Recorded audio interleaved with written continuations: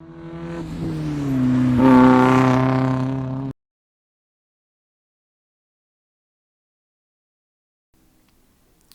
this year we decided to build a new BMW E90 Cup race car for the SEMA show, and we started off with a very rough car, as you can see, and it was a lot of work to get it to even be decent looking, let alone the show car. And we didn't have much time as usual, so as you can see, it looked pretty bad, and from the outside, although it was straight, so we didn't have to do much body work. But this was the before, and so we went to work, and this is what we did. So just like any other job, before you start, there's a lot of prep work. And that for us, that meant painting the door jambs, smoothing out any of the paint work, lots of sanding, taking out any small dents. Then after you do all of that, you're ready to actually wrap the car. When it came time to choose the wrap, it was actually quite easy because we always go to our gold standard, which is the Orafol 970 RA premium wrapping paper. It is the best wrap out there by far. It is durable. It's fantastic to put on. It's really quite simple to put on. And Orafol says that they're good for 10 years. And you know what? They're not lying, because we've had race cars and cars that have had 10 years of wrap on them, and they still look good to date.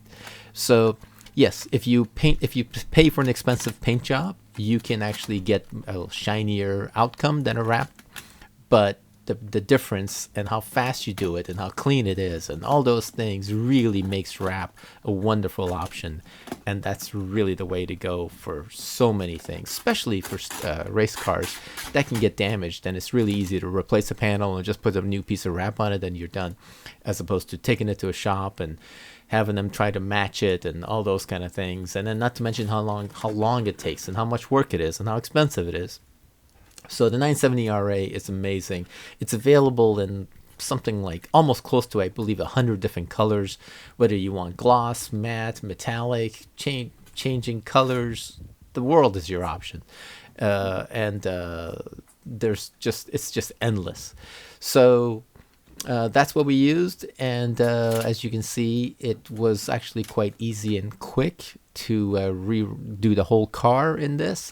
Now, of course, it took a long time because we were doing multiple colors. We actually did the graphics online and decided on our paint scheme beforehand.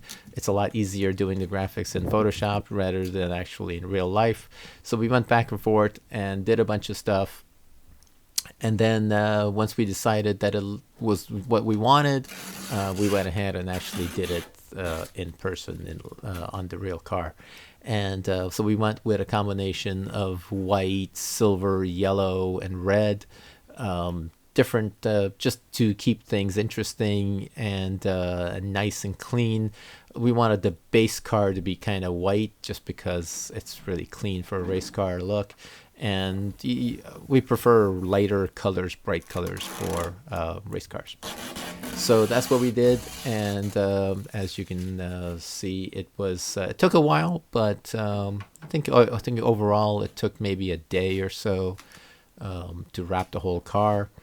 Not too bad, considering that there was a lot of work with all the paint work and sanding and things that took a long time. But overall, we were done and we were ready for the SEMA show. Now here is where we did the hood on the car, and we wanted the hood to be primarily white with some graphics on it. And the hood is on these cars is actually quite easy to do because for the most part it's flat. It's really hard when you start having scoops and things on the hood. That's when it really starts to take a while. But on the fairly flat hood, it's quite easy.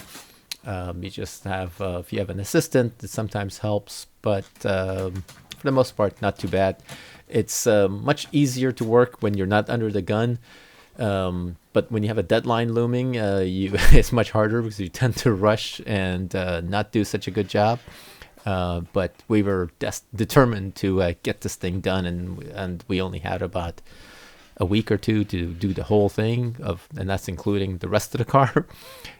So But this wrap is so amazing that we really didn't even need a squeegee for the most part. You could just use microfiber cloth on it and to smooth things out. And it was just amazing how forgiving and easy it was to put this on. Now, certain sections we did use the squeegee, of course, but for the most part, it was really quick and simple. I think the whole hood took about 20 minutes, which is probably, if you're a professional, that's a long time, but for us, it was actually not that bad. And we didn't need much heat either, just maybe a few edges here and there. But as Justin Pate says, you really don't want to use too much heat, and it's really important to know where the tension lies. And it's because don't want to have tension on the wrap, because that's where lifting and bubbles and things happen. And so we were actually quite careful with that. And it turned out all right, because we actually like to let the car sit for at least 24 hours and to see if there's any issues with the wrap. But there were very little. There was one little tiny area where we made a mistake. But other than that, it turned out pretty good, I think. And it was really durable. And it still looks good long after. And no bubbles or anything like that. So it was really nice. And the final outcome actually was pretty pleasing.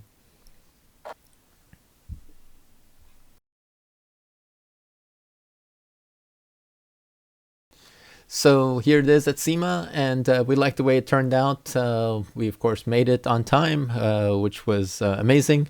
But if you guys like this, and if you have any comments or questions, please voice them, and be sure to like it and subscribe. And we'll see you next time. Thank you.